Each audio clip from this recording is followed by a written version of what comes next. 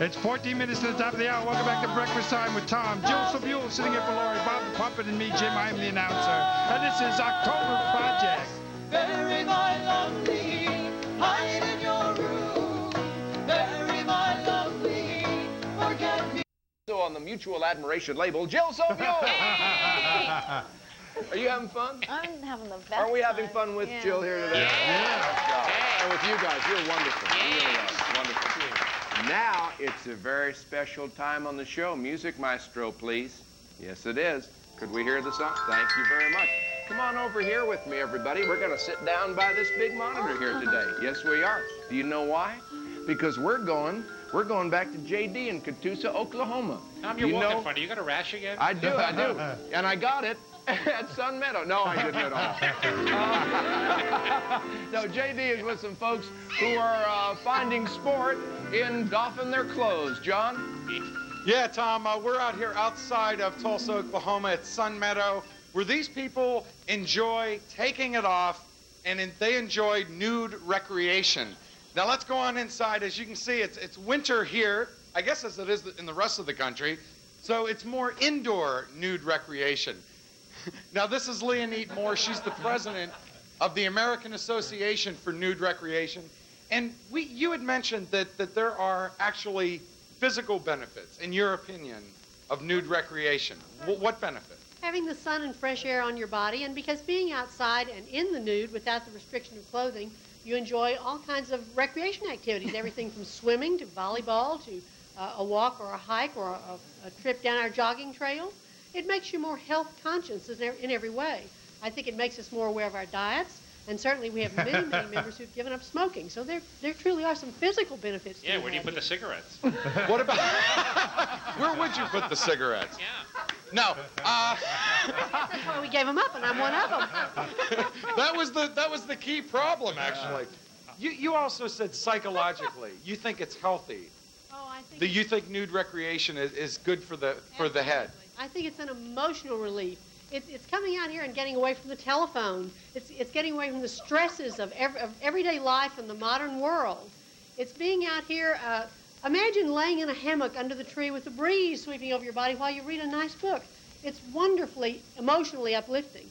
Now, if people are curious about this, they really want to try it for themselves, the American Association for Nude Recreation has a hotline. It's easy to remember. Call 1-800-TRY-NUDE and give it a try. Find a park or club in your neighborhood. Write the number on your thigh. Yeah. That's right. You know, and there are always, people come to nude recreation parks for a variety of reasons, and everyone is a first-timer at one time or another. Now, we had met Kat and Larry earlier, and Kat, your late husband, tried to talk you into coming out here, and you didn't want to do that, right? No, I thought he'd lost his mind. But I did. And the reason that I'm still a nudist 13 years later is because I need a place to go where I can just be myself, and people have to enjoy me for who I am rather than what I'm wearing or what my job is or how much money I make. Mm-hmm. Yeah. Is it harder, do you think, for women than for men to be a nudist? The first time you go out, yes. But after that, it's the women who carried the ball. Men always started before. Well, that's not technically true. And it's healthy. Watch it, Tom! Now, the thing is, there's something freeing about shedding your clothes, and because a lot of times we're defined by what we wear and who we are. And that was an experience that you had, George, right? Yes.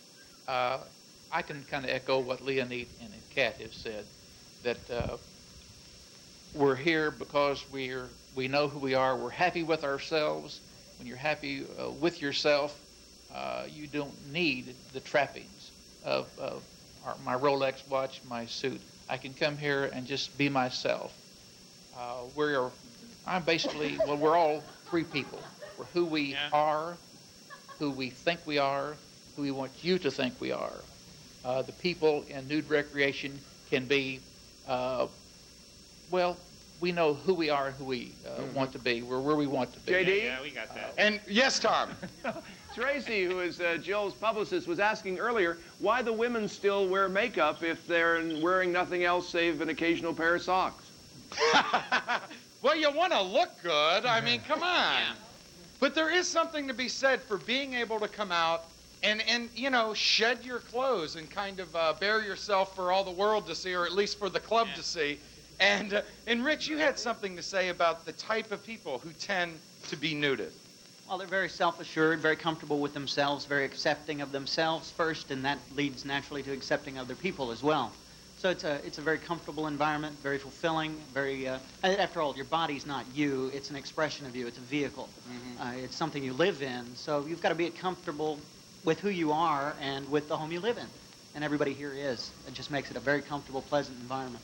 Okay, so that's a sneak peek, so to speak, of nude recreation and the people who take part in it.